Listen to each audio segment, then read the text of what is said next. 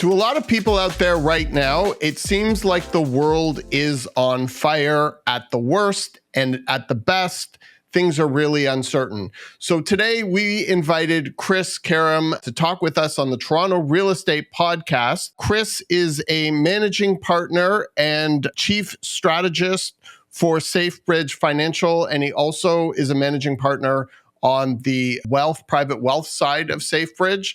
So we thought in a world of chaos, in a world of uncertainty, who better to have on our show to talk about how to build wealth and how to invest and how to, more importantly, preserve wealth in this ever-changing world and economy.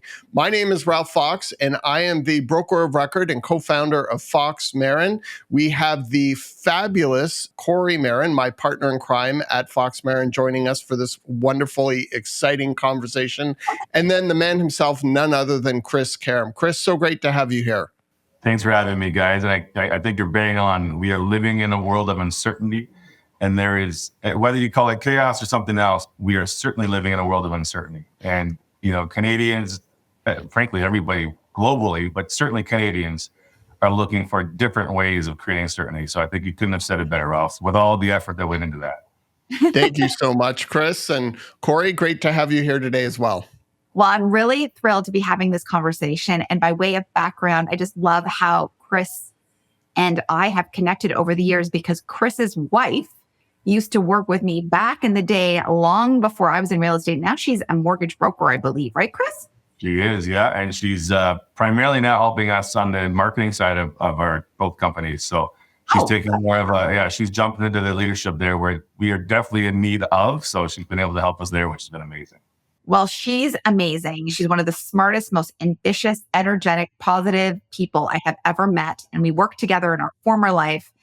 And a mutual friend of ours were like, you guys are working at the same company. You need to be friends. We met and then it was an instantaneous bond. And I just always appreciate her optimism and great energy. And via Arlene, your wife, we have now met and had a long-standing partnership and relationship too. So I'm just so grateful that we get to have this conversation with you and keep everything in the family and get your perspective because none of us know what we're doing these days. So let's jump into having our dialogue. I just want to interrupt there real quick, only because I don't know if you notice I'm beaming, but I always appreciate anybody saying special things about Arlene because she certainly is that person.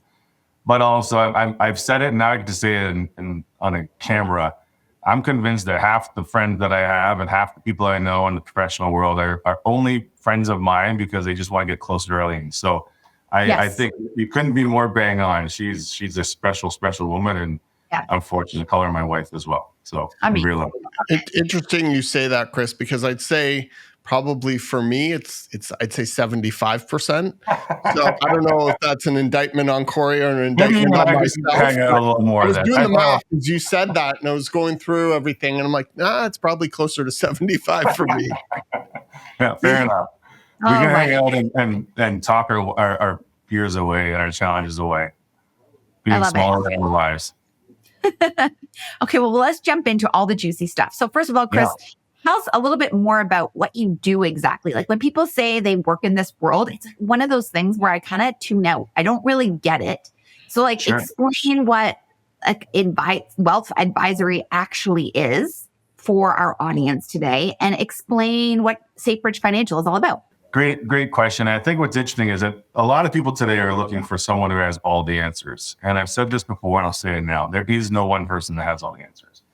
The reality is people are looking for direction when it comes to how do they make good money decisions with whatever capital they have. One of our sort of taglines is we help emerging affluent and high net worth families continue on the growth trajectory. That doesn't tell you what we do per se, but what it does mean is we know that when we're dealing with wealthier families, generally speaking, they know how to make money. They're already good at that. That's where arguably their best return on their own money is going to come from. And so our job is to say, well, how do we come alongside you once you have that capital building up, once you have that cash flow building up, and help you make good decisions with the money you don't need for your business or for other things. Because at the end of the day, if all of your eggs are in one basket, everything, and business owners tend to do this often, all of that money that you're earning and building up and creating is just going right back in your business. That's a great thing because it could work, but it could also not work. And so if everything's in one like location and one asset, if you can't sell that or liquidate that, if you can't get enough out of that, it can be very problematic for the long term. And so our job is to help our clients pull some of that money out from their existing capital, retained earnings, or just really strong cash flow, and start to build a strategy that helps them grow their wealth in a tax efficient way, help them make sure they maintain liquidity along the way. Those are probably the two biggest components everybody we deal with is looking for today, which is minimizing tax. Regardless of where you stay on the political spectrum, we pay too much in tax in Canada. And secondly, maintain liquidity. We're all looking for business owners, entrepreneurial people, salespeople, high income earning professionals. We're all looking for new opportunities. But if our money is so tied up or locked up, whether in our business or other investments that sort of delay our access to it, then it can impact our ability to take advantage of those opportunities. And so we summarize what we do on the private wealth side in that we help our clients build and protect and multiply their wealth. So we help them build it through creatively structured life insurance strategies, traditional investment strategies, non-traditional investment strategies that are available to the right clients. We help them protect it from two things. One is market loss. We want to try to balance out the ups and downs, the volatility of traditional market portfolios. But we also want to protect it from tax loss. Going back to the all-important question, how do we use your capital and grow that but in a tax efficient way? And then the third thing is we want to multiply it, both through creative lending strategies, whether mortgage or even insurance lending, but also multiply it for the next generation. How do we make sure that your life's work doesn't end up with a majority or significant component of that ending up in the hands of the CRA? So those are our three kind of pillars, and it really came from our mortgage business, where we have built that now since 2006. We're a large nationally recognized firm. We've won awards and all of those good things, whatever we tag awards and the value of the awards as. But the reality is, we've been quite established over the years, and we've always believed that mortgage-centered financial planning is essential for Canadians. And that, I think, is way more true today in the fact that mortgages are more complex, real estate's more complex, our tax system's more complex. If we're making mortgage decisions isolated from everything else that we do, we believe since the very beginning that we're doing ourselves a disservice. And so we wanted to try and offer our clients, whether they accept the opportunity or not, we wanted to offer them the opportunity to say, hey, I am going to transact this mortgage with one of your brokers or agents at your firm, but we want to be able to offer them that additional wealth management, cash flow management, insurance and investment and tax, offer those additional services to coincide with that mortgage so that now it becomes a more coordinated approach as opposed to just a very transactional, independent approach. And I think it was valuable then. I think it's substantially more valuable today. I don't know if that answers your question. It does. And so just to clarify, when on your website, you strongly message mortgage-centered financial planning.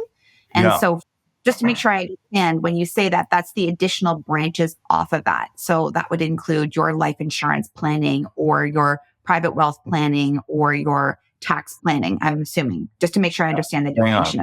Yes, our core offering was mortgages for a very long time. And mortgage-centered financial planning concept was always tagged to that. We always wanted to provide that. It was really our value proposition as a mortgage firm. And what's happened over the last few years is we realized that with the advent of technology and ease of access to buying basic insurance policies online or opening up traditional robo-advisor accounts and being able to do really simple financial planning for those clients, we realized that that's not where we can add the most value. And so that's why the private wealth division was rebranded and rebuilt so that we can really provide that level of expertise and value to clients where it's not a, you can buy it online kind of a concept. It's a highly engaged, highly white glove, highly customized experience that is going to tackle all the things you just said, including insurance and wealth management, alternative investments, tax planning, all that. But it's going to do so in a way that's going to really provide value beyond what can be done on their own by just going online. And Chris, when did you start your wealth division, your private wealth division? So what's not necessarily known is the wealth division was actually the original foundation of SafeBridge. Okay. We opened the doors very early, and the partnership kind of fell apart at the time. And so Alessios and I, my business partner, we had exchanged mortgage referrals for years, and he had a falling out with his partner literally within months. And we sat down for lunch, and we said, I think this is the time, because we'd always discussed the idea of pulling these value propositions together and the importance of it. And we literally went back to his backyard, had a couple of beers, built a budget, a marketing plan, and that was it. And so, we built both simultaneously for the first number of years. And it was only probably about 5 years in where we realized, if we're going to build two businesses, it's really important to focus on building one really, really well, and then streamline into the next. And that's why we focused on the mortgage business. Because the reality was, at the time, the broker to bank mortgage broker channel was 80% bank, 20% broker. Yep. And in the US and in Australia, which were very similar markets and economies, it was actually the reverse, where the broker was the dominant player. And so we felt there was a lot of upside as far as just broker channel was concerned. But then we also believed that, if you look back 15, 20 years ago, maybe even today a little bit, the mortgage industry is a very generous industry. It pays very well, and it's a very necessary industry. And the broker channel especially provides extreme value beyond a traditional bank offering, especially because we can offer bank products. But the reality and the problem was that there was a lot of people making a lot of money way too fast, and they became, in my opinion, cowboys. And I don't know how much you want to put online about that, but the professionalism that that was coexisting with the amount of importance of the decision these mortgage agents and brokers were helping people make wasn't adding up for us. And so we wanted to raise that bar. And it's a cheesy commentary, but we wanted to really help bring more respect and more value and more professionalism to an industry that we believe is arguably, for most Canadians, the most significant financial decision they'll ever make. For us on this call, we've made a number of mortgage decisions, right? It's not as new, it's not as scary, it's not as intimidating. It's probably not the only mortgage we have, but for a lot of Canadians, that's a huge decision, and substantially larger numbers than their incomes are or maybe ever will be. And so if we're not treating that decision and that process with the responsibility it deserves, I think we're doing them a disservice. And so that was really our impetus to focus on the mortgage business while offering the wealth management, insurance, and wealth advisory services to tag on to it. And then that's obviously grown that much more now in the last few years, where we've focused on the private wealth division and really building out value propositions and opportunities for emerging affluent high net worth families. It's great that we have you here today, because it seems like you have a very wide scope, not just with high net worth families or investors, but also people just getting that first mortgage, trying to qualify as a first-time buyer. So it seems like you have a very wide perspective on what people are thinking. What are people thinking right now? That's a big question. In the context of real estate and mortgages, I think people are still scared. We're definitely seeing an uptick as far as, one of the indicators for us is credit bureaus. How many opportunities are there where clients are starting to say, okay, I'm willing to get my feet wet, which means we need to draw a credit bureau in order to, get the right information so we can start underwriting for the possibility of buying. And so the uptick there has been very significant, and that's happened for a few months. So I think there is a rise in confidence. We're definitely seeing more transactions, as we can all accept. So I think realistically, there's a belief and a hope that we're going to normalize. I'll admit, in my opinion, I don't want to see, the rip roaring last few years come back in full force. Like, I'd like to see, some normalization and some uptick in the market, but certainly not to the point that, we're seeing 10, 15, 20% growth in terms of values. That's not good for anybody, because we'll be right back in the same place. But I think from a Canadian perspective, if it's mortgage related or just wealth related or capital related, I think there is, and we touched on it earlier, a tremendous amount of uncertainty still. There are those that believe we're coming into a bull market, or we might be in one, that we're going to see some great opportunities present themselves. And then there are those that are still really, really cautious as to what to expect. And so there is no right or wrong answer, I don't believe, but I can tell you that Canadians across the board are still looking for opportunities that feel a little bit more secure and a little bit more certain than what they were willing to do 2 or 3 years ago.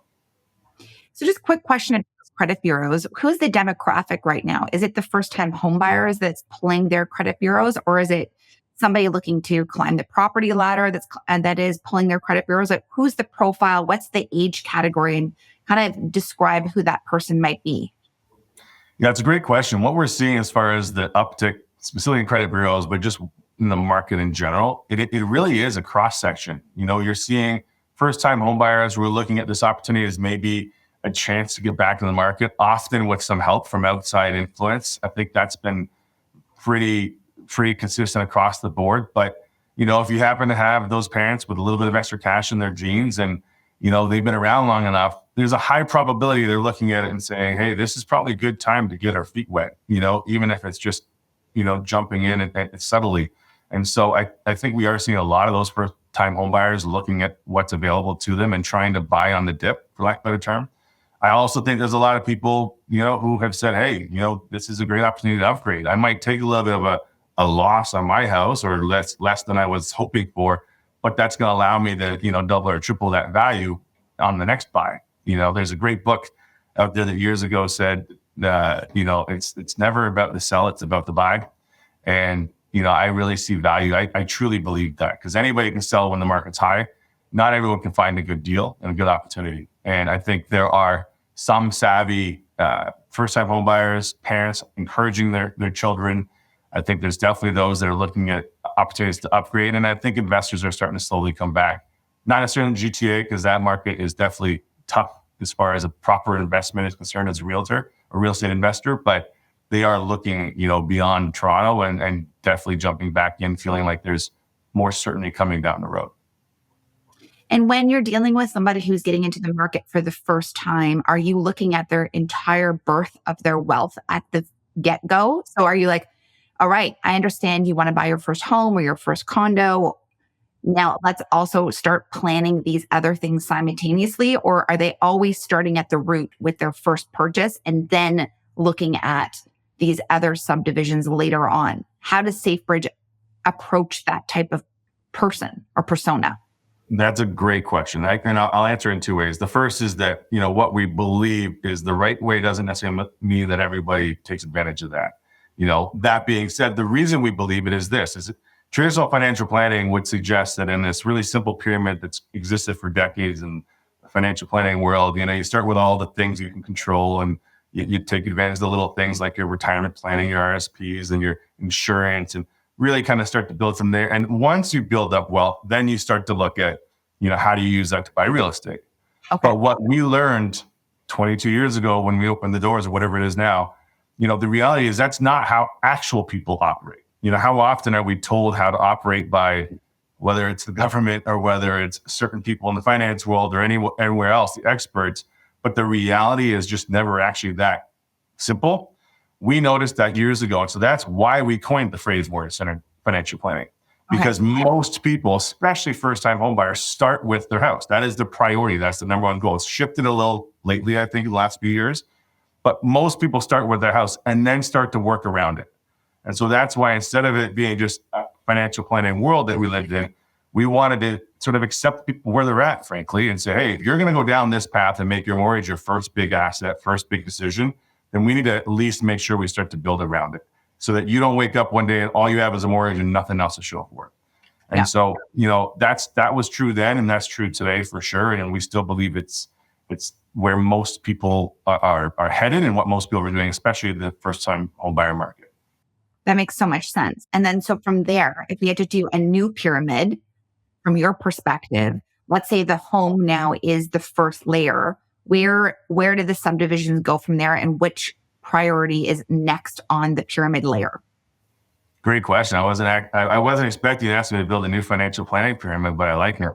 But really, what that's a possible answer, Kori, only because it really is so custom. I mean, if someone's in a really simple place and their income's pretty consistent and it's probably not going to go up or down a ton, and their cash flow is probably not going to change a lot, then some really simple planning is all that's required. But the key is just doing something. And a robo advisor or a younger advisor can definitely help with that. Just to make sure that you're making good decisions and making them consistently. That's often what an advisor does, is good ones at least. They don't just sell you something, they understand you. And in the process, they keep you on track, and psychologically talk you through the good and the bad and the ups and the downs. And I think there's less value put in that component than people realize.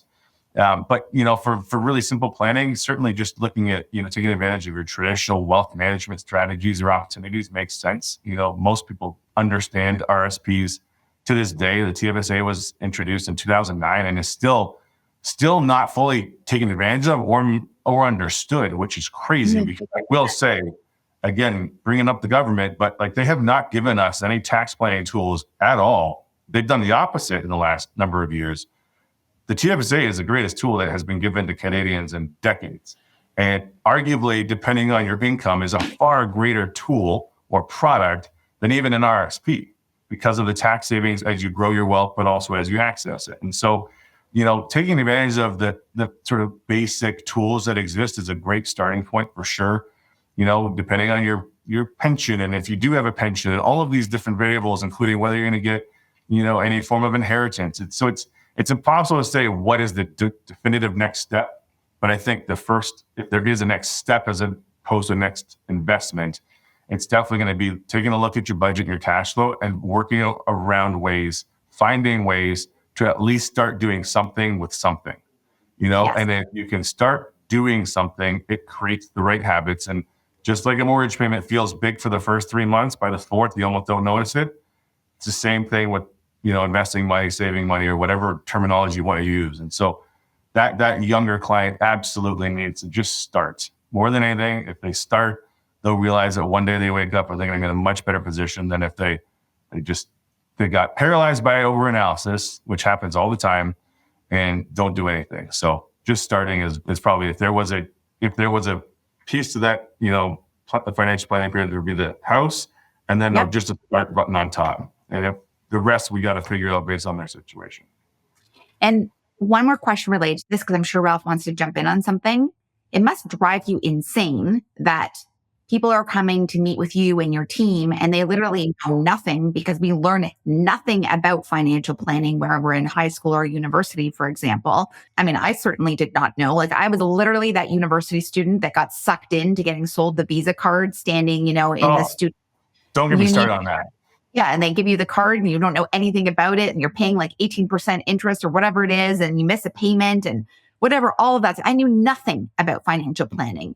I knew nothing about RSPs or TSFAs, which didn't exist when I was at that stage of my life. But at the same, it must drive you crazy. So like, if you could restructure that, or since we probably can't switch the education system around, are there some books or some resources that you suggest that younger people look at as being like, this is actually a really good, simple, podcast to listen to, or book that I think really could significantly impact the younger generation before they start diving in with both feet? Is there something around that would be helpful to the viewers today?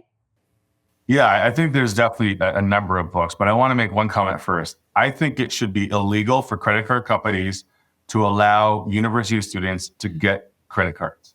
Like fully illegal.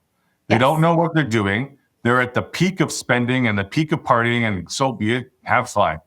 But the fact that credit card companies, to me, it's predatory. They all come out of school, if they don't have someone to pay that off, they all come out of school with a maxed out credit card at the highest interest rates. And for some people, it could take them years to solve that problem. It's disgusting. And I honestly, there's very little I hate about the financial services industry more than that. It is gross. And I don't know how it's allowed. And I don't know why a university allows them on their campus, except that they're getting paid. But it is horrible. Let students be students. Let them figure out proper finance. Let them figure that out. But it's like giving a degenerate gambler a wide open credit limit at a casino. Like, that's not how that should work, right? There's a responsibility when you're lending or giving money. And this goes back to the lending, the responsibility I talked about. You're helping people make these lending decisions. You've got to treat that with respect. And they are taking advantage of students across the country in North America, and I'm sure other countries around the world, and it disgusts me. So I want to say that only because it's just not right. There's no world in which that's justifiable in my mind. If a parent wants to allow that with their kid, who they're probably paying for university for anyways, fine, let them have that family conversation. But if they're allowed to get their own credit card on their own name without their parents even knowing, and they've never had a credit card, God help them. It's disgusting. That was me. Yeah, well, it was me too. Absolutely. I went to my bank at that time, and they were able to help me get it done, and I was able to pay it off because I worked hard. But I still had to pay it off. I didn't get someone to write a check for me to deal with that. And I was a little more entrepreneurial than some. And I still had to wait months to do it. So it's just, it disgusts me. And it's like, it's sickening. So I digress, but I certainly have no problem standing up to any credit card company to tell them it's sick. Anyways, that being said, if you didn't notice, I have an opinion on that. No, it's good. The reality, though, as far as books, there's all kinds of books out there. The Rich Young Ruler is an interesting one. David Chilton wrote the Wealthy Barber, which has since been revised, actually, and so it's a lot more updated and a really unique book. I think he's added some interesting context around life insurance specifically, as well as how it can be used as an asset. Okay. Robert Kiyosaki, a lot of people know, he's a little bit of an older school guy now. He was kind of a big deal and still is when I was starting out, but he wrote, what's the big one? Rich Dad, Poor Dad. Yeah. So everybody knows that one. But there's another book he wrote that I love probably more called Cash Flow Quadrant. And the reason is a board game for that. Does he really? I didn't know that. Well, that would be a worthwhile. You get a board game for kids for that. So if anybody's watching and interested, look that up. I am actually going to look that up because I did not know that. And frankly, I think that was one of the most practical finance books I ever read because it just communicated the difference between, an employee versus self-employed, which, by the way, we're both self-employed, on some level. We're not that much different than an employee because we're still trading time for money, which is really the crux of his quadrant. Yep. And then you've got the business owner and the investor. And they're the people that then over time can build the business or a portfolio that's going to pay them without having to trade their time to get paid. And I found that, and obviously there's a lot more to it. I'm very much summarizing, but such a great book for people to really understand what the differences are. And I think if I understood that really well, I probably would have invested better. I probably would have saved more. I probably would have just tweaked things a little bit more than I did because I would have realized that being an investor is a very powerful place to be, whether you're an investor or a business owner, but being an employer or being self-employed, it makes it more difficult to get to that next level where you're no longer trading time for money, which is ultimately what we all do. And so how do we either trade our time for more money or trade less of our time and still make money? And that's something, if I'd known different and really processed well, I probably would be in a different position today for sure. Great advice.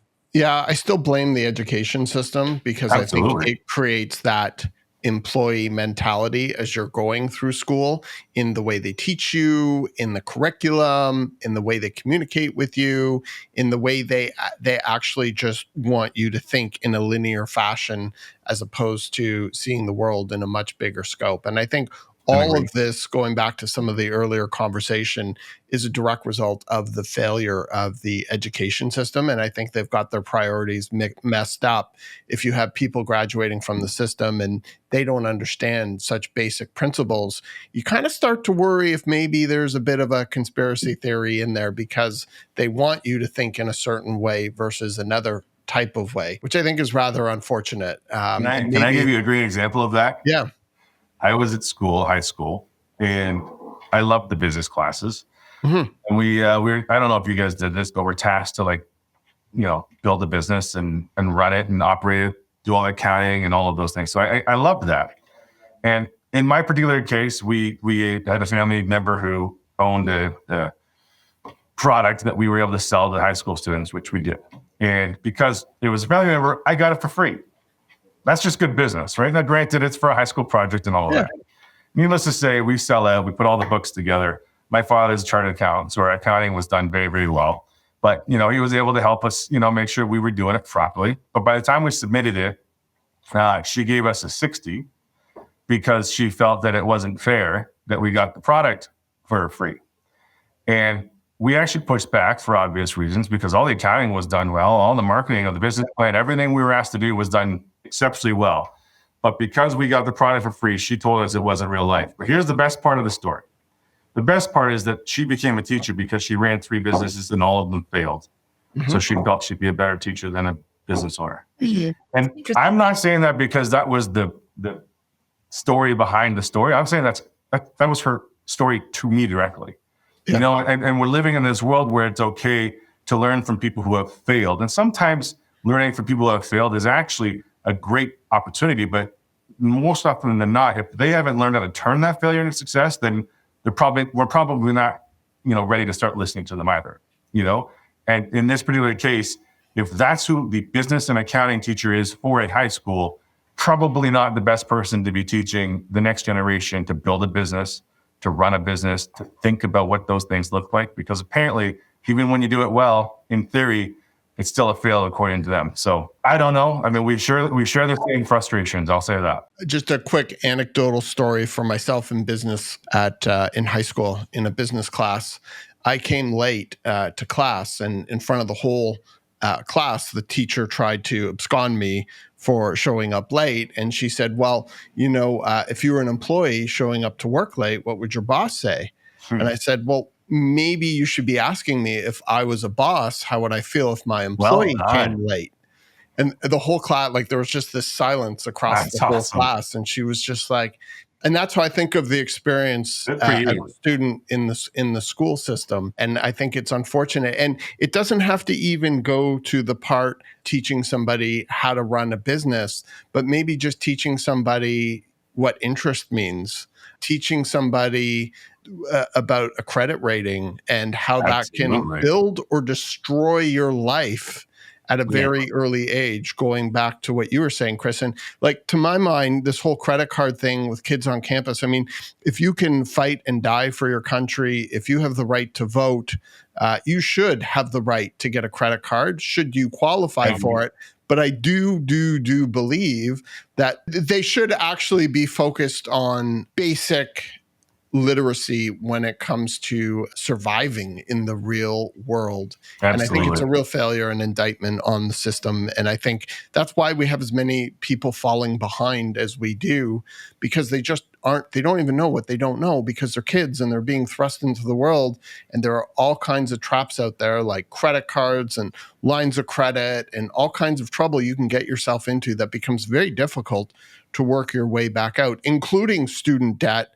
And is it even worth having a BA in this environment versus all of the costs of it? Is that a waste of money versus 4 years productive in the workforce or starting up a business, which couldn't be easier than it's ever been in this type of environment? And then the last thing I'm going to digress and say on this point is I read this stat where 57% of Gen Zers want to become or aspire to become influencers. And that's how they think they're going to make their living. And the school system isn't really helping give kids the tools to think long-term about creating businesses or about being entrepreneurial or about joining the gig economy, but doing it in a way that's productive, as opposed to thinking that they're going to be that one in a million and have some easy street, which I think is the real problem right now with our school system and its failure in terms of what they're teaching kids and how they're fostering their minds and spirits as they go out into the world. Couldn't agree with you more. I wish I could disagree with you. I wish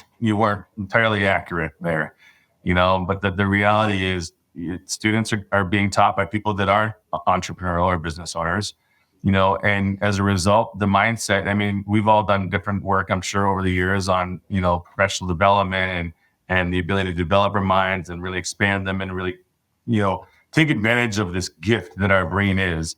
And, when someone's been entrenched in a certain way of thinking, it's really hard to snap out of that. And that's true for teachers teaching students. It's true for students coming out.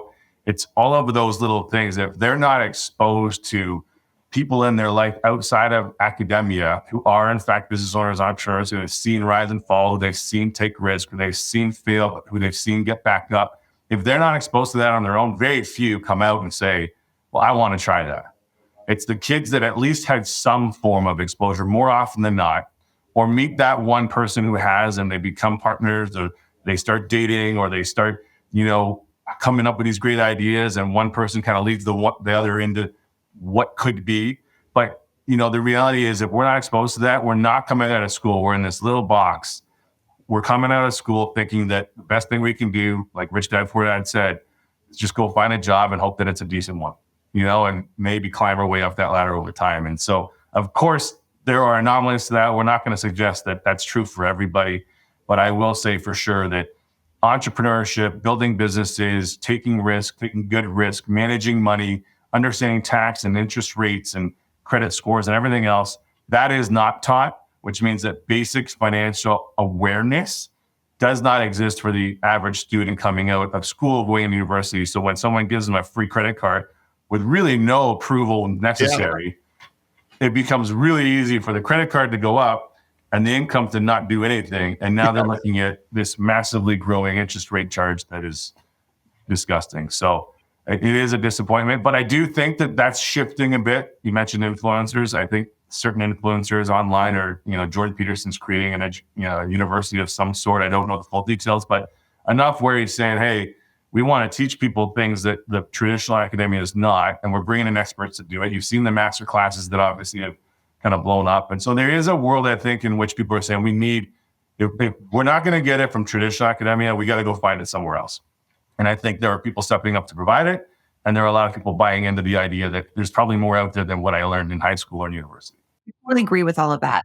What are you telling these people? So I don't think there's anything wrong with following the traditional methodology of like finishing your high school diploma and then going to university. I think I can't imagine not doing that or following that trajectory right now. Also, while respecting the fact there's many other ways of learning that are so amazing, and there's incredible resources out there that none of us had the opportunity to even ever explore. But what do you say to that person who has followed that model?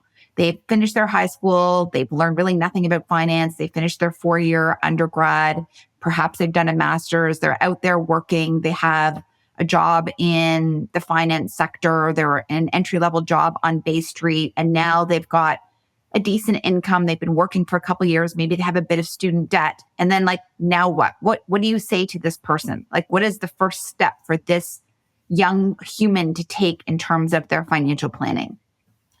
You'd asked me something before, and I think it kind of goes what are those ideas? For the young person, what are 3 things you could teach them or share them? And, I think there's a difference between, the advisor role, which is, how do we just use that cash flow and help you start to build up a little bit of wealth outside of, your house or whatever it is. I think then there's also kind of the coaching role, for lack of a better term, the consulting role where, a good advisor, especially with a young person, is going to spend time trying to really understand who they are, what they're trying to accomplish. Maybe for them, buying a house isn't a priority today. And that's happening more than you think. There's a lot of younger people that buying a house or condo is not their top priority. Huge group of people that have said, especially before and during COVID, I'm going to buy a cottage and rent in the city. And they were able to buy a little lakefront property somewhere where they could get some rental income. And, now they own something. It's their principal residence, so there's no future tax on it. So, it's hard to really answer what's that specific next step. And that's why I go back to, a good advisor, no matter who you are and what stage you're at, whether you're uber wealthy or whether you're, starting out, the reality is good advisors are going to ask a lot of questions. And they're going to really try to understand what is that person's vision for them and their family. What is that couple's vision for them and their family? When they understand vision and the values of the family, then an advisor gets to step in and say, okay, well, here are some of the different things we can do with your cash flow or existing cash or existing investments to match or align with that vision and that value. Because the reality is, if it's not a house, then maybe it's retirement. But for some, maybe it's, they just want to take care of their aging parents or their sibling or their, so there's so many different things, and those are goals, but also visions. Is it really about family, or is it really about I want to put as much money together as possible? Is it about, I want to grow my wealth, or do I just want to take care of it, and protect it? And so there's so many different variables that come from each and every different family that it's impossible to answer directly. But I would say, speaking with an advisor truly is coming out of school, never think that you're too small. Right? And I know that sounds silly, because no matter where you're at, if there's someone who's willing to talk to you, I can assure you of that. And secondly, if you can look at them and spend enough time with them and really think they've got enough to offer, a good advisor, young or not, who's hungry and wants to grow their business, they can add value. They can offer your eyes to things that no one else has. But don't be afraid to talk to them, and don't be afraid to talk to other people that are further ahead. Most people love talking about themselves. And at the same time, if you give them an opportunity to share their stories of success, what they did at that stage and age, especially if they're in the same industry or business, I to this day, if I meet people that are further ahead, older than me, or whether they're further ahead, they might just be older and have different objectives, different perspectives on life, I'm still asking questions. I want to learn as much as I can from people above, below, beside, and everywhere else, and I think that's lost, this belief you come out and you're just it's kind of like the imposter syndrome. You don't have the confidence to go to that person that's 5 or 10 years older and say, hey, just out of curiosity, do you have any input? Whether it's the job world, whether it's the bank we're working at or the industry we're moving towards, do you have any thoughts on, and where you started as far as money? Do you think buying a house is really important? Like, talk to people that are there, because they're often willing to talk to you, but then find the right person from an advisor perspective that you can grow with because you match well with, kind of like dating in a lot of ways. Because ideally, in a perfect world, you have a relationship with that person longer term. And that means the more you get to know each other, the better you are at understanding each other, which means the better you are doing the right things together, which is ultimately the end goal. And do you feel that people are more risk adverse now, or are they more risk savvy these days? Like where are people inclined? Are they like, yeah, I want to like make this investment because I believe so much in the future of this in 10 years? Or no, I feel more comfortable moving back home and putting my nickels and dimes into like a very safe savings account, for example? Like where are people's instincts right now? Risk or risk adverse? It's a tough question because there's just so many different ways to answer that. Like you go to the traditional, and I say this respectfully, but those that are employees and are working for, a traditional environment, they tend to be a little more risk adverse to begin with, and so now they're definitely more risk adverse. They're not necessarily wanting too much money anywhere else. Okay. You go to the other end of that, the business owner, the entrepreneur, who's kind of a risk taker of sorts. They're looking at the world today and saying, "There's definitely opportunity. I just need to wait for the right one." And then, somewhere in between. But certainly, I think everybody is still in that certainty place where they're looking to minimize risk. But also, I believe that the shift has happened where, especially I use the term emerging affluent or high net worth families, but, they've got capital, they've liquidated if necessary. They're kind of like that lion waiting to pounce on their prey. Like truly, there's this belief that there's an opportunity coming, whether it's real estate or whether it's other investments in private equity or alternatives or mortgages, whatever it is. There's this, I really believe, underlying acceptance that we're kind of on a turn here, and we're just waiting for the next opportunity to really take that next big risk. Well, what is it? Like Warren Buffett sitting on $250 billion? It's like right he now? might know something. I don't know. Maybe. Yeah. That's why they do call him the Oracle of Omaha. Yeah. I want to shift the conversation a bit and move it from first-time buyers to people getting into the market, graduating school. Like, I think that was really, really great part of our conversation, and I love the fact that it's so organic. But I want to flip a bit to the private wealth management side. One of the things that you said really early on in our conversation that was like, oh boy, is when you talked about how entrepreneurs, business owners, private wealth family offices have the tendency to just have a business and focus all of their assets into that business or portfolio. And I was like, oh my God, 2020, that was us. That was when I had my great awakening, is because money had just been so cheap that it was always just put out capital, put it into our business, build our real estate portfolio, build our real estate brokerage, build our brand, buy more real estate. And then this just massive crisis happened. And I was just like, okay, we're doing really well on paper, but so much of our wealth is illiquid, and so much of our wealth is into our business, which is literally just stopped. And sometimes in life, you don't know things until you've experienced them. And if you've never been through a financial crisis at that level, once in a generation, it really affects you, because all of a sudden, working under a paradigm, that paradigm has now shifted, and everything that you have built to get to that point now starts to become very, very shaky. And I realized in hindsight that we hadn't had enough liquidity and we hadn't had enough assets out of our core sector. And all of a sudden we were feeling very vulnerable. And then we go through 2020, real estate just roars right back. And it was interesting because I was a little more wise now. And 2021, end of 2021, I see Jeff Bezos just selling everything. I start thinking deeply about all of this monetary spending. And I realize inflation is coming, despite the fact that all of the central banks were saying, don't worry, it was transitory. We liquidated assets, we refinanced assets, and we did everything we could to build as much cash as possible because we saw what was coming. And that was another great thing, because now I was thinking about it in advance, having experienced what I experienced. And now we're on seemingly the other side of this. And now I'm shaping my mind again about how we take our assets and how we take our resources and how we actually put them out there to the world. So that really resonated with me. And I'm sure you're like, oh my God, I've heard this 1,000 times and I've seen this. And you probably have maybe been through this yourself and with your clients. Like, how has all of this impacted pre-COVID, COVID, inflation, interest rates? Like what have you seen through that period? Well, I mean, your story, your experience is, to your point, very, very similar. And I think, for two reasons. The first, from a business owner perspective, it is extremely commonplace. You know your business, you build it, you invest in it. It's where you feel the most comfortable putting your money for the right reasons, because you know it. I mean, literally, who's going to know your business, or who can you give money to that's going to know how to make more money better than you? I mean, it's just, that's not wrong at all. It's just a little bit dangerous if things don't work out the way you want, especially if you can't liquidate your business, especially if you can't sell something else. There's so many different reasons that all of it being in your business just provides a little extra risk, even though ideally a traditional business owner is thinking, I got less risk by putting more money into my business because at least I know it.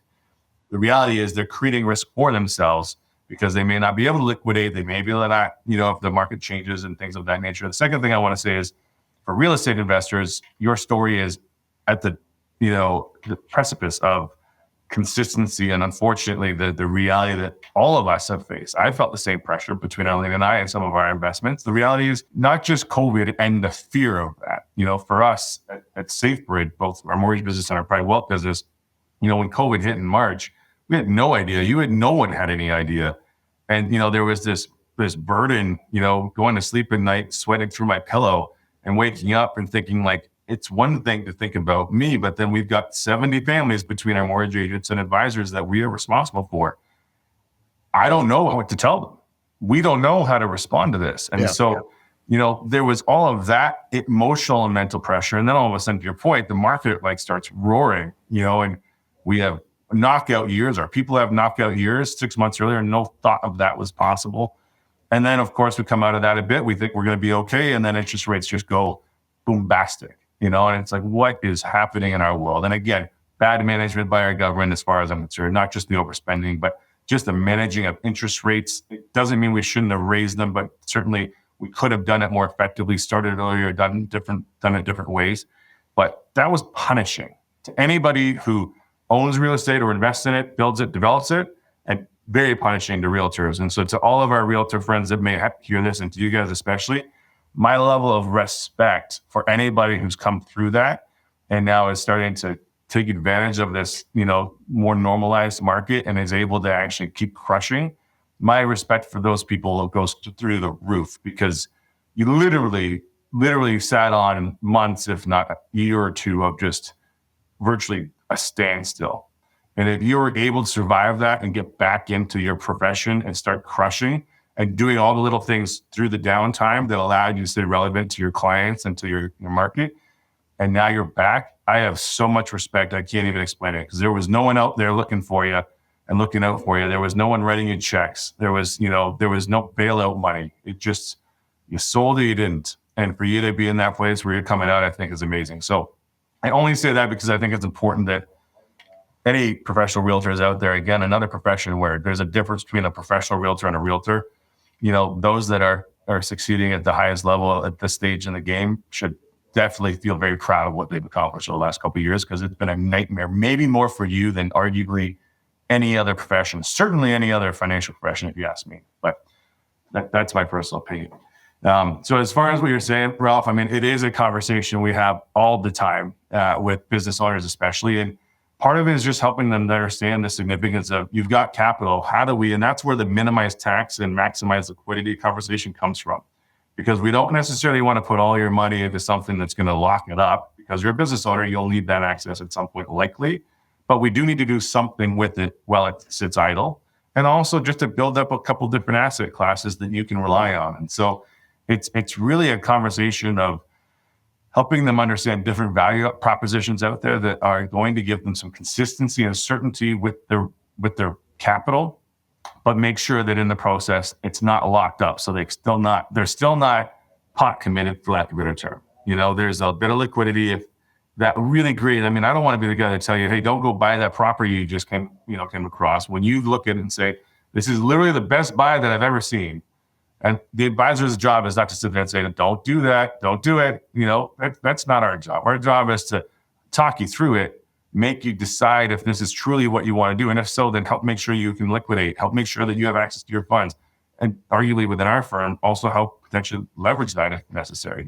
So it really is a conversation. That's where our goal is to really just find a way to make sure something's coming out of the business, or there's proper structure in terms of holdcos and trusts and other things, to make sure that there's just enough elsewhere so that if this happens again, which it will, maybe not in the exact form that it's happened, but we know that cycles happen. This is not par for the course. But if we've been in real estate investing in the last 20 years or selling it for the last 20 years, and the mortgage business the last 20 years, even 2008, the great financial crisis was literally a blip relative to this. And that was a global financial crisis, and it just didn't affect Canada the same way. This crushed us, and a lot of people are hurting. And I think that's why, frankly, the political environment is so heated today, because a lot comes back to our governments. Do you see that people are moving their money out of their Canadian holdings? So you smiled when Kori asked that question. Because I saw the one question when you wrote it earlier, and one of the biggest things, like, we are in the process of trying to identify potential cross-border firms we can work with in the U.S. specifically. And we all know the climate in the U.S. is questionable too. But, the reality is Canadians across the board, regardless of age, stage, or otherwise, are looking at opportunities outside of this country. I spoke to a client yesterday who just moved her and her husband and her family overseas to Europe because they just said, enough's enough. I can't handle this. And, that's one client yesterday. My brother and sister-in-law moved to Florida. I've got countless clients. Talked to me 10 years ago, and everybody I knew, or a big chunk of them, always said, one day I'm going to move back to Greece, or I'm going to go to the Bahamas, or I'm going to go to Florida, or I'm going to do this, or I'm going to do that. Get a better, put myself in a better tax position, liquidate my assets here in Canada. I'm paying too much, and it's only going to get worse. But that was like the wealthier people. And those were the people generally who were saying that we're the ones with adult children who eventually their kids are independent. They've gone to the U.S. for school and they're not coming back, or they just don't need them the same way. Today, people of all ages are leaving. It's a real problem. And it's not talked about because our media doesn't want to talk about the truth or the reality of what's happening. But more Canadians are leaving today than ever in the history of our country. And they're leaving for two reasons primarily. One, their confidence in our political environment, and two, our tax system. Winston Churchill's the one who said we can't tax our way out of debt. Well, we continue to do that, and we continue to raise taxes. And I say this often: if you believe anything, do you believe that we're going to pay more tax in the next 10 years, or we're going to pay less? I personally believe that Pierre, if he gets in, will probably try to lower some taxes. But here's the other problem. If you're coming in and running a country and your tax revenue is at a certain level, it's very hard to just start cutting and cutting and cutting, because you still need to run the country. So it's very hard for anyone to decrease the taxes, at least enough where it makes a sizable difference for those of us that pay 54% tax or 26% corporate tax, or what, there's only so much that can be done to fix the problems. And so if we're looking at it thinking 5 or 10 years from now, our tax bills will probably be increasing, it's pushing people out of our country. And so to your point, it's not just about moving money outside. People are leaving, and they are leaving. People like you, who have people who work for you, people like this family who they employ people. We're not talking about the people that are leaving with 500 employees, although that's happened. We're not talking about the businesses that employ 500 saying the tax system for corporations in Canada is so obtruse, I cannot participate, that have left and moved to sometimes parts of of Canada, like Alberta, where it's a little bit more tax effective, more often to the US, where it's far more tax effective. The amount of families who run small or medium-sized family businesses that might employ 5 or 10 or 100 employees that have just picked up and said, enough, either I'm going to operate somewhere else, or I'm going to just completely close shop and start over with all this extra capital I've built up. It's not a what if scenario. It's not a scare tactic. It happened. I have multiple clients personally, and I'm one advisor. There are countless wealthy people out there that have said, I'm out. I think a big problem even bigger, or maybe in conjunction. I think the taxation is a symptom of the problem. And the way I've come to look at the world is that governments cannot stop spending and they cannot stop racking up debt. Like, I mean, people talk about the States being a better place than Canada. We'll see what happens in a week from now. But putting that discussion aside, the US is almost at $36 trillion of debt. The US is running $1 trillion of debt a quarter. Every 100 days or so, they're adding another $1 trillion debt. I heard this stat that the interest on the debt is $3,500 a year per American. Jeez. And if you think about it, they're paying over $1 trillion a year in debt, just interest, just the interest on the debt. Now, that's more than they're spending on the defense budget, their entire defense budget. And so the only way out of this is more debt, and it starts to become a bit of a cycle. And what you realize is that we are going to just continue to have two things. One, increased taxes, any country, but even more importantly or symbolically, you're going to have currency debasement, meaning that your dollars are your buying power is being continually reduced. If all you have is cash, or that's all you're being paid in, you're going to be falling further and further behind. If you take currency debasement and you add on top of currency debasement, running at around 8% per year, and then you add on inflation, you have a hurdle rate of 10, 11, 12% that if you're not moving beyond, you're falling further and further behind. And so I think people who are working harder and harder, and they're falling further and further behind. And I think that's where the tax is a component of it, and the political environment is a component of it. But I think people are getting frustrated because the harder they work, the more risks they take, they're not getting anywhere. And in all likelihood, they're falling behind. Yeah. And I think that's the manifestation of all of the turmoil that we're seeing in society. And I think when you're thinking about how to invest your time or how to invest your money, that is the real lens to look at the world.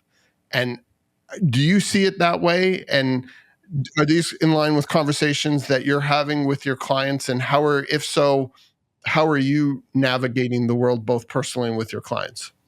Yeah, what you just said is bang on. And I think the challenge of where we are from just a market and psychology perspective, though, is to your point, if we are just sitting on cash, we're not doing anything with our money, we're not taking appropriate risk, then we're losing money to just basic inflation and, as we said, currency debasement. So if that's happening, but we're also pigeonholing ourselves because we're so scared to take risks because of what's happened over the last number of years, we're not able to act. We're not able to move.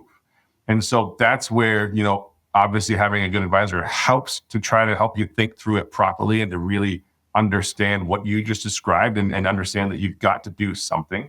I think taking some form of risk is absolutely essential. One of the questions you posed earlier is, what's specific advice? And I think people hear the word risk and it's a dirty word, but the reality is that's how everybody's made their money in life.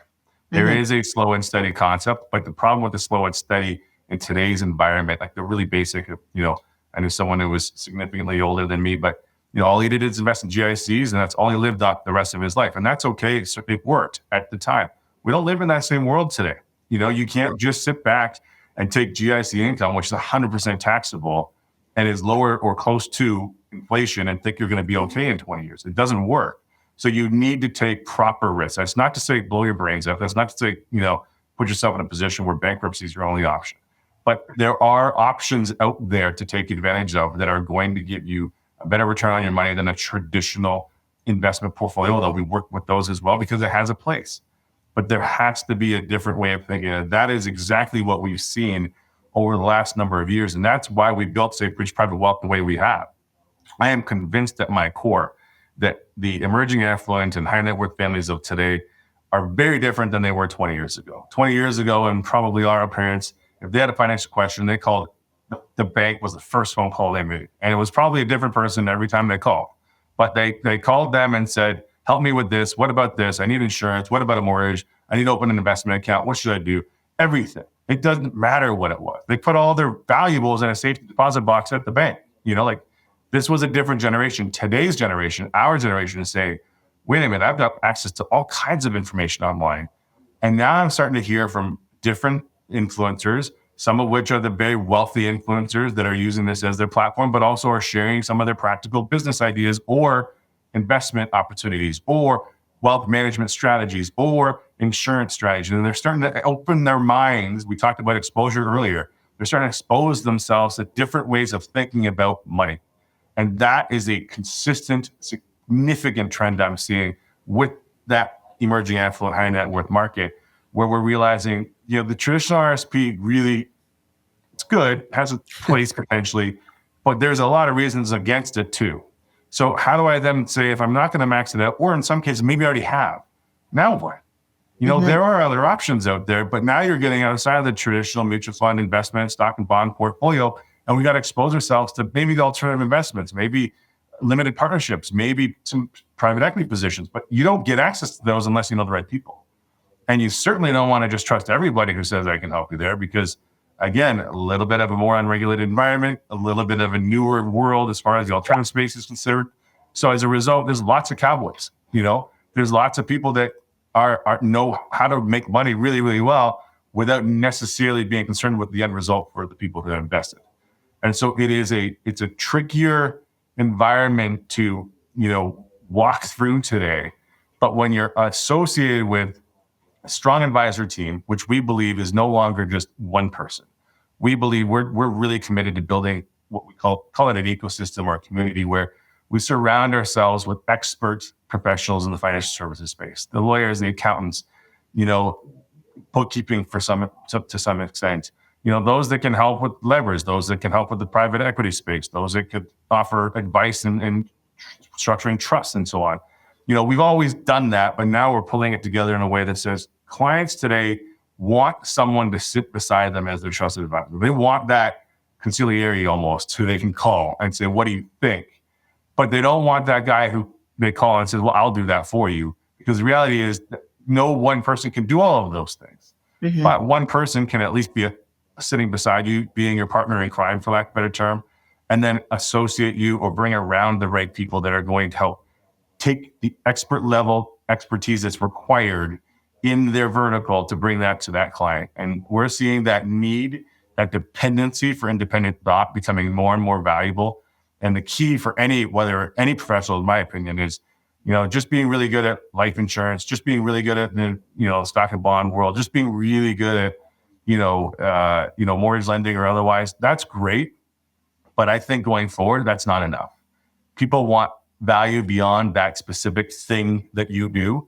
And you need to be surrounded by experts that can add that value to your clients. And if you are, you can create deep relationships. You can get clarity on what they need and what they want. And you can be their consigliere truly for the long term. Be that person they come to for everything, because you put the right people in front of them and given them something that no one else is giving them.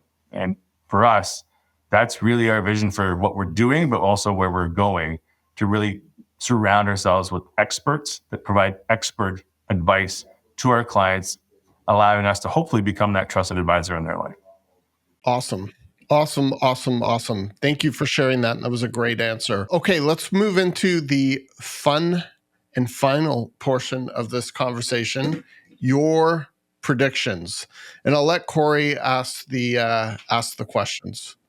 We have a couple questions regarding where you see things heading, both on the short term and the long term. That was my question. So, Ralph, wow. You did a good job. Perfect. Great. So short term, I think we still have a lot of uncertainty ahead of us. I mean, you mentioned already the U.S. elections, obviously very significant. Are we going to have one in Canada prior to next fall? Are we not? What's going to happen when we do? I mean, we all know where we stand there. There's no question. And I think the interesting thing is Canada, and I can say this, just again, I can only trust so much I see, read, or otherwise online, and I only trust the media or the government so much now, especially over the last number of years. But what I see personally is a lot of the folks in my life that were diehard liberals and Trudeau fans, and I mean every one of them for the most part, have all said that for this particular election, we're going to vote conservative. Not because they love Pierre. I mean, does anyone really vote? Some do, some don't.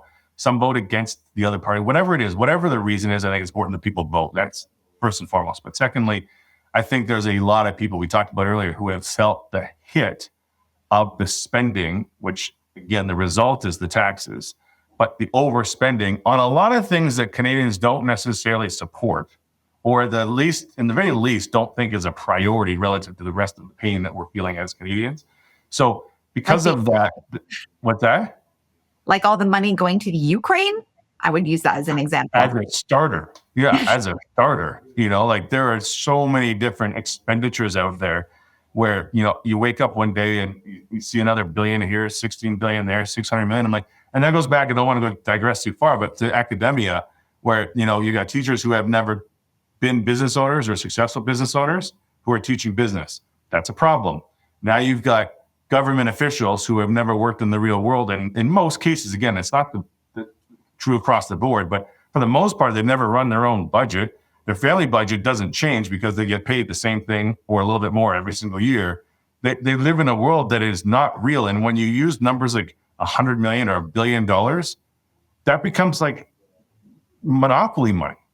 And that's a problem because that goes back to our minds and our thinking and all of those things. And so I just have to ask, like, what are your feelings about the Arrive Canada app?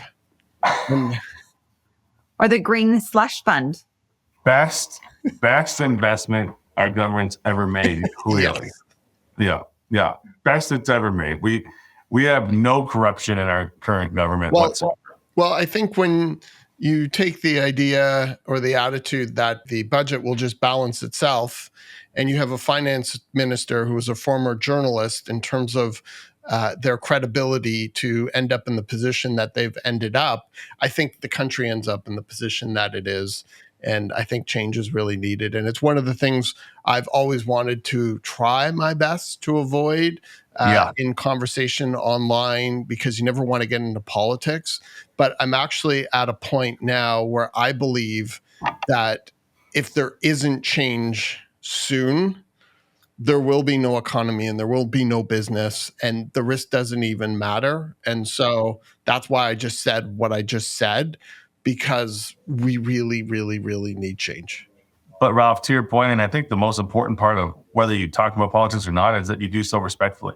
And you nailed it, right? Like you didn't call anybody names. You didn't say anybody was a complete fail, you just said, hey, we need change because the direction we're going, and we have 9 years worth of experience to demonstrate it. It's not 1 year. It's not 6 months, not even 5. It's 9 years of track record. The direction we're going is not going in a way that's going to benefit most Canadians. I've got extremely wealthy clients who go to the grocery store and never think about money, clients and friends. And now they're looking at the grocery bills being like, what has happened? Yeah. And if those extremely wealthy friends and family and clients are looking at it saying, what did I just spend at the grocery store? What about the Canadian who did not get a 20% increase or more on their paychecks? What about the Canadian who's working their tail off to provide for their family? And as you said earlier, the value of the money they have is just going down and down and down. They're showing up saying, I can't live like this for the next 10 years. And so that's where I think change is required. Again, regardless of whether you consider yourself a conservative or liberal, I don't think it's as relevant in this particular election, because what we need is an environment in which Canadians have the chance to get back to building wealth for themselves and their families, where they feel like they have a chance to sustain wealth for themselves and their families, and where our economy is at least relatively positive and normalizing and not a cesspool of volatility. I mean, going back to what do we see going forward, the reality is people are still uncertain because of our election coming up, because of who's in charge, because of what happened so recently with a massive hike in interest rates. And now we've seen it start to come down and peel back. And I think there's a little bit of those who have the wherewithal and the risk, quotient to, jump back in are doing so. I use the term emotional stamina because frankly, I feel that leverage is more about the emotional ability to manage the ups and downs than it is actually whether financially it makes sense or not. Generally from a math perspective, you can justify it. But emotionally, are you going to lose sleep every night? Maybe it's not a good thing to use leverage in that way. But all of that being said, I think that going forward, we're starting to see an uptick. We definitely are seeing more happen in the real estate market. You guys probably attest to that.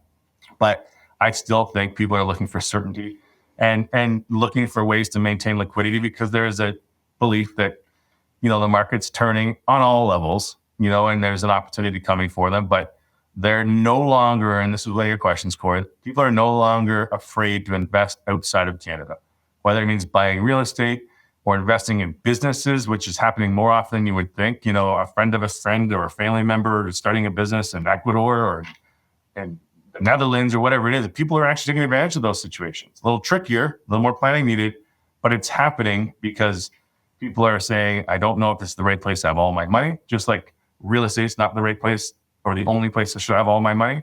It's the same exact discussion. So it's impossible to know where we're going because there is still a lot of uncertainty. But I do believe that we're trending in the right direction. At least if you have some capital on the side, then you're able to take advantage of some of the opportunities that exist. But certainly that doesn't mean sit back, put your hands under your lap and don't do anything, because we're losing there too. So it's a very difficult time. As far as I'm concerned, it's a very difficult time for Canadians, from the younger Canadian family to the wealthier, emerging affluent, to the high net worth family. There's a lot of questions as to what we should be doing today. And there is no right or wrong answer per se. But if you're doing nothing and you're not being proactive, in the very least, doing your research and starting to gather the right information so that when you do have an opportunity, you are able to jump, then you're failing.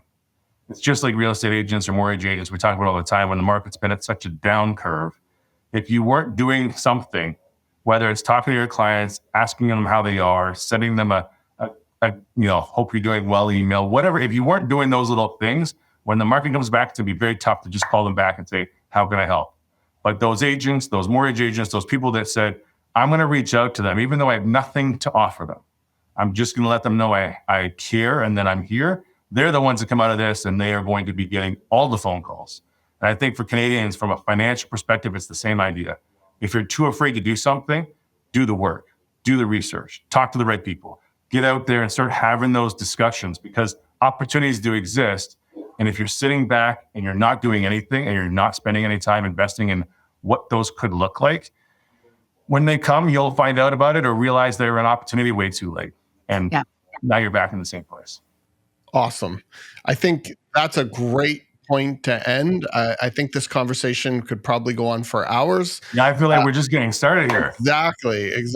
Maybe offline over a drink or two, I think would be super fun. That's even better. Now, that would be worth filming, by the way, after drink 4 or 5. Exactly. Well, Chris, thank you so much for joining us today. On behalf of myself and Kori and all of our viewers, we're so happy to have you on the Toronto Real Estate Podcast. And if you're watching this, thank you for making it to the end. We hope you enjoyed this conversation as much as we did. And please be sure to hit that like or subscribe button. And if you have any comments, please be sure to make them below. Chris, where can everybody watching this find you? Yeah, you can email me at chris@safebridgepw.com, or you could call myself, frankly, at 416-417-0014. I'm going to pull the Doug Ford, I guess. That's his move, isn't it?